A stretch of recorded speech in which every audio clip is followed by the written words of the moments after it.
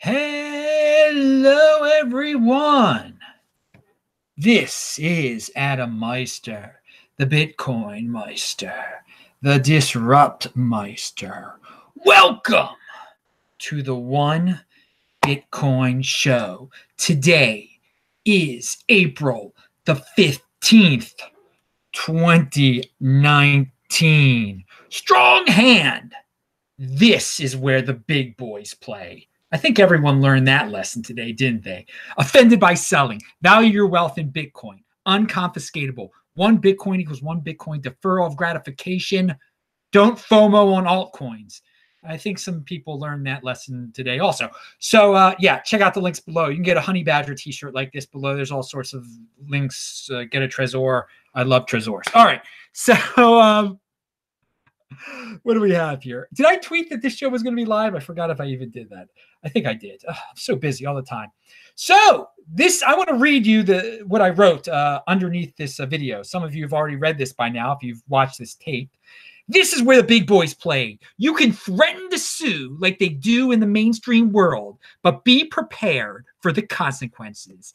In the Bitcoin realm, there are consequences for your actions. And if you can't handle it, then leave. There is no force you can bribe or guilt in order to get your way. So I think some people out there, they thought, they're going to do things the traditional way. They're going to frivolously sue people, try to intimidate people, and just try to buy their way into relevance and intimidate and use force. That does not work in the Bitcoin overlay. If you're going to be threatening, if you're going to go against what most people think, and you're going to be obnoxious and loud about it and sue, you can only do it for so long before there's a blowback, okay?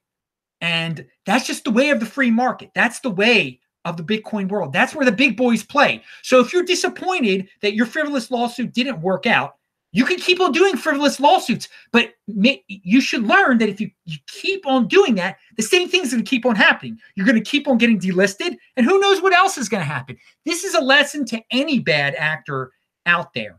You can go, you could be a bad actor if you wanted, but there are going to be consequences. And this is where the big boys play. The consequences aren't going to be pretty for you. They're not going to be fun. They're not going to be profitable. And you can go cry about it, and you can continue your ways, or you can leave, or you can correct your ways and try to be more of a normal, a normal person, a productive person, an in motion entity in this ecosystem. But those who are not in motion, those who are just doom and threats and war, and this is what happens to you. So Binance walked the walk today, okay? They walked the walk. I said on yesterday's show, maybe they're just virtue signaling. Maybe they're just trying to make everyone's happy. You can tell the majority of people out there who are vocal in the crypto space did not like the lawsuits that were going on, and were very pro anyone who said anything against the entity that was suing. And Binance jumped on board, and they talked the talk, and well, they walked the walk. They really walked the walk. And did they make a difference today? I mean, so here it is. It's linked to below. Everything I talk about in this video is linked to below. Based on our most recent reviews, we've decided to delist and cease trading all trading pairs for the following coin on April the 22nd, 2019 at 10 a.m. UTC. And the coin in question is BSV. So upon this, I woke up today and I saw the price of BSV. It went down, and I figured out on my own. I'm like, they walk the walk. I know what I'm going to find out when I go on Twitter today. And sure enough, Binance had delisted BSV. And what do you expect? What do you expect, genius? If you're gonna be a frivolous sewer, this was gonna happen. And you can shut up now or you can keep on talking that big game of war and frivolous lawsuits, and who knows what the next thing's going to be. But Binance has spoken. The community is quite happy about Binance. The reaction that I've seen out there, the Bcash price has gone up quite a bit. because I guess the market still feels that, that there was a question. What's the real Bcash? Well, I think Binance just put their say in there what the real Bcash is, and a lot of people seem to believe it because the price of Bcash in terms of Bitcoin, in terms of fiat, went up, and the price of BSV has gone down. So if you're an altcoin freak, there you go. If you're a Bcash freak, there you go. And that's what happened. That's what happened because of this. But yeah, pound that like button. And here's a tweet that says, should coin founders / developers / leaders be afraid of being delisted? Absolutely. And that's a tweet by Alistair Milne. I think that's a great tweet because it shows you it's the cost of centralization. When you have a leader, when you have a founder, when you have when you have a spokesperson of some sort, they are a weak link in your coin. Okay, Bitcoin does not have that. So if your founder or your leader starts going off the deep end, yeah, you better be afraid that you're going to get delisted. There's a target right there. Bitcoin doesn't speak. Bitcoin doesn't say wild things. Bitcoin doesn't sue people. So an exchange that trades Bitcoin doesn't have to worry about some personality that's going to bring down the reputation of their exchange. I mean, because again, when you have this weak point, when you have this leader, this dictator of your coin, okay, that there is a risk that the person is going to have a personality of some sort, and it's going to clash with some people, and thus some people might one day get tired and start putting pressure on exchanges or other entities out there to cut out that coin. It's a weakness, and it's reared its ugly head today, definitely. But I mean, if you're in Bitcoin, you should be happy because you don't have to worry about a leader, because Satoshi is a non-existent entity, despite I guess that's anyway, we won't even get into that, despite what someone says. So yeah, there is a cost of centralization. What's going on today is an example of the cost of centralization with any altcoin out there. I mean, imagine if Vitalik started saying wild things like that guy said. I won't even say his name, obviously. I mean, then there'd be pressure on exchanges, and there would be all sorts of entities that wouldn't want to have anything to do with Ethereum. That's what's going on with SV. And we're going to get an example. There were some entities that were smart all along and wanted nothing to do with SV from the start because they understood how centralized it was behind one ridiculous character. We'll get to that in a second. So I'm not a big fan of predictions, but here is a prediction from January the 7th from Mr. Hodl. Predictions: 2019 will be the year of delistings. Ouch. He got that one right. Pound that like button. All right. So if BSV is so great, then you know what? They don't need any exchanges. Then they're centralized leaders. They can say whatever they want to. And they're so great that everyone will just flock to an exchange that uses them as the main coin, okay? If they're so great, if they're so awesome, there'll be all sorts of companies out there that want to do business. Won't care what the heck their centralized leadership says. And you know what? Here's a Medium post, and I'm giving another side of the story here about an exchange that apparently is going to deal with SV. Jack C. Liu, founder of RelayX and previous longtime senior executive and current advisor of OK Group, has officially partnered with OKX to launch Float SV, a BSV-based exchange. Good luck. Good luck. Seriously, good luck. Let the market decide.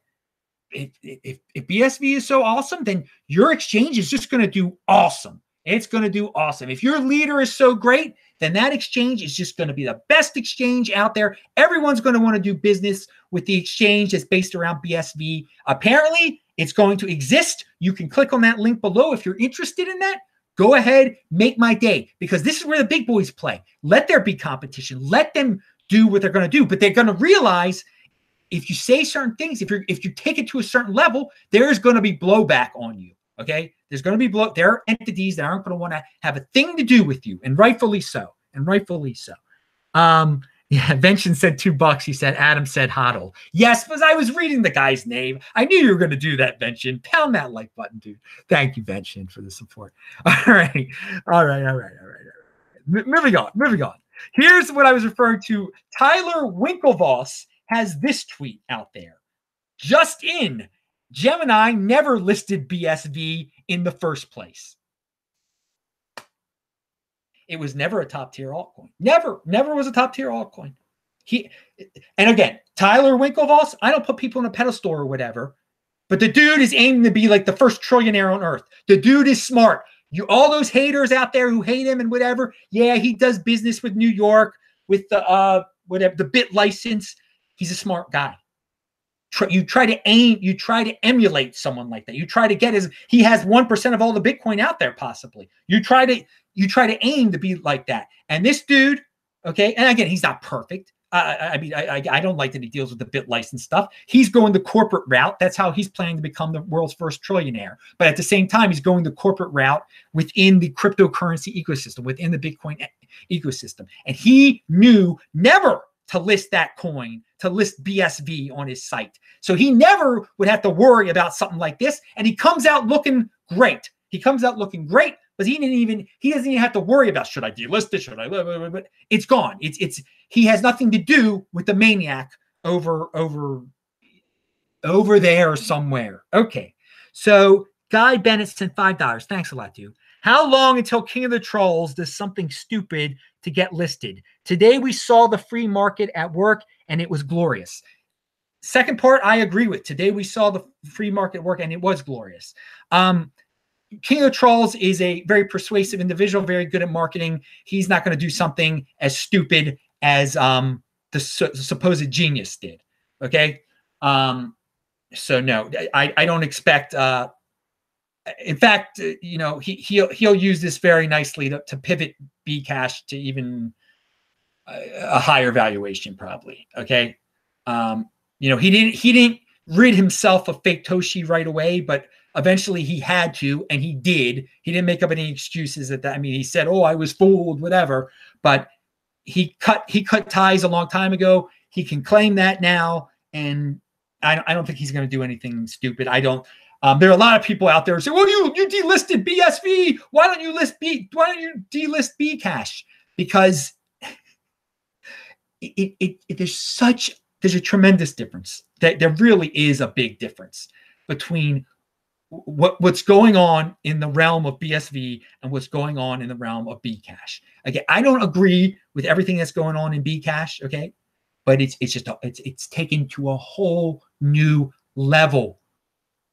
When you're suing people, when you're making claims of war, you're going to destroy another coin, that SegWit is going to be proven a failure in a few months. Hey, whatever happened to that? Remember Fake Toshi was saying that there was some flaw in SegWit that he was going to reveal eventually. It's always eventually. It's always in the future. This is how these psychopaths operate. And you 80%ers forget it every time because you have no memories. You just forget, he's awesome. He says he must be Satoshi. I don't remember that he made all these huge claims and now they've been just forgotten. Freaking 80%. I mean, that's the way of the world. No one has a memory.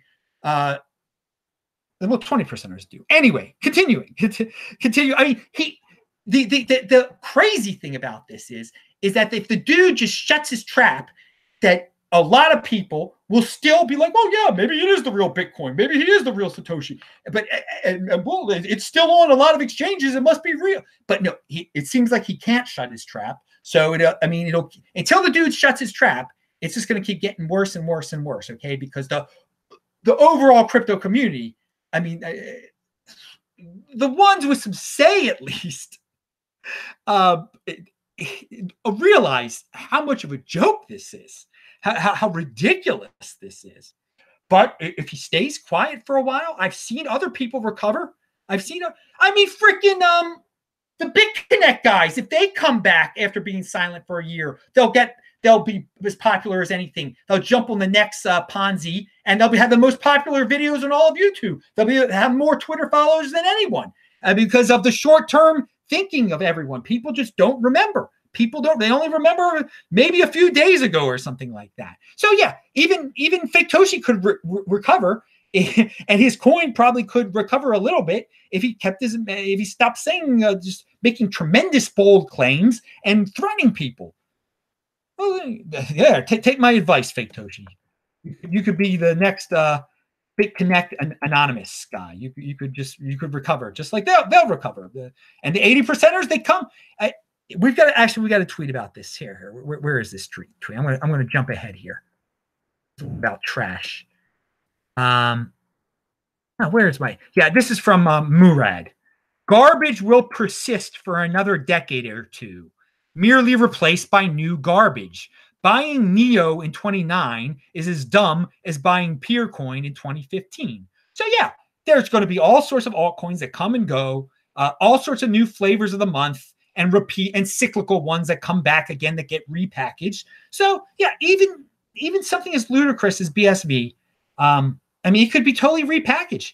Maybe he could just pretend that he disappears and just say, I'm becoming anonymous now, and it could become something. I don't know what it could become, but it could, 80%ers are going to be 80%ers. You can really you can fool these people because again, the dude is out there making such ridiculous claims, and people just forget him.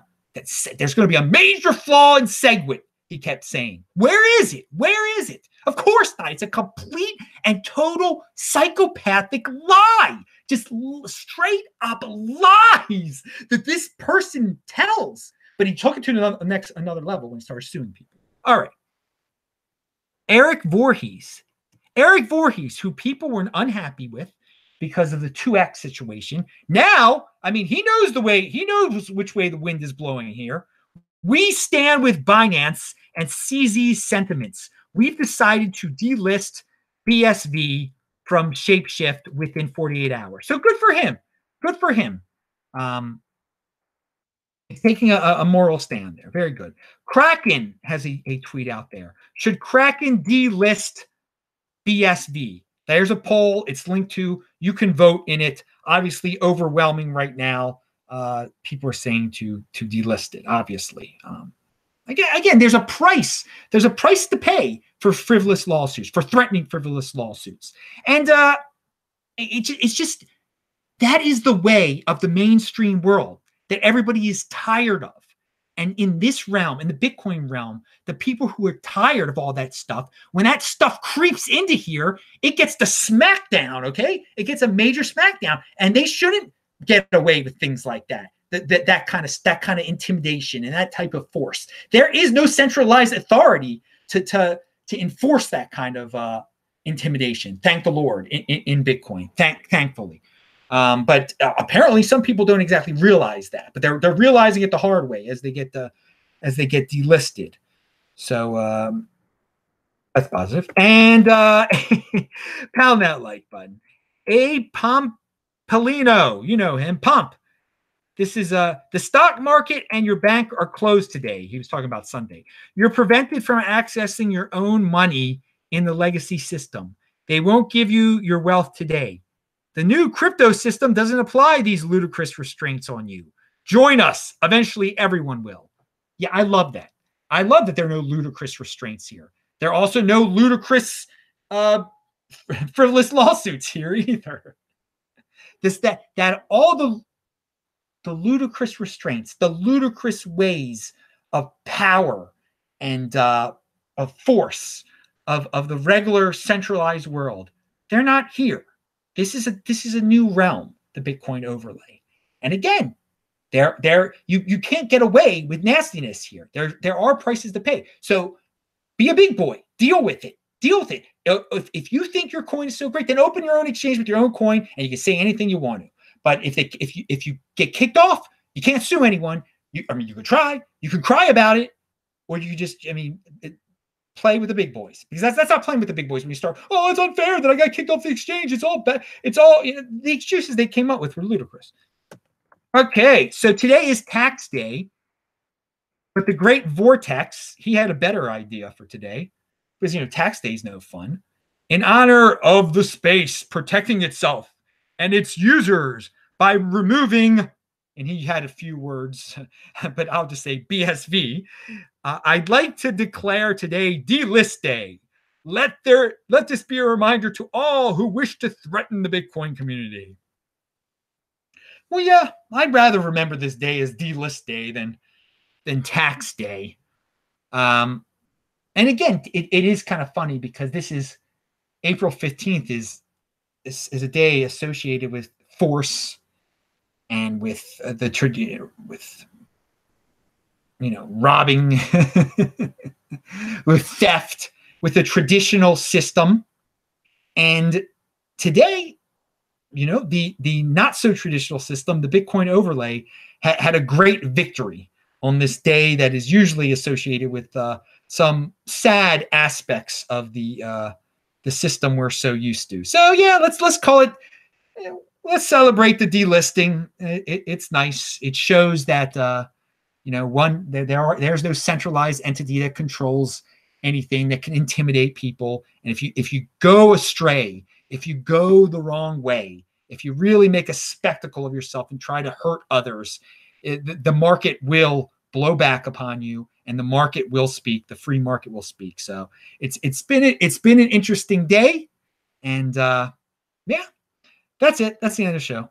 I'm Adam Meister, the Bitcoin Meister, the Disrupt Meister. Remember to subscribe to this channel, like this video, share this video. Check out all the links below, because everything I talk about in this video is linked to below. Pound that like button, bang that bell button, click on those squares. I will say hi to everyone in the chat right now. Bye-bye.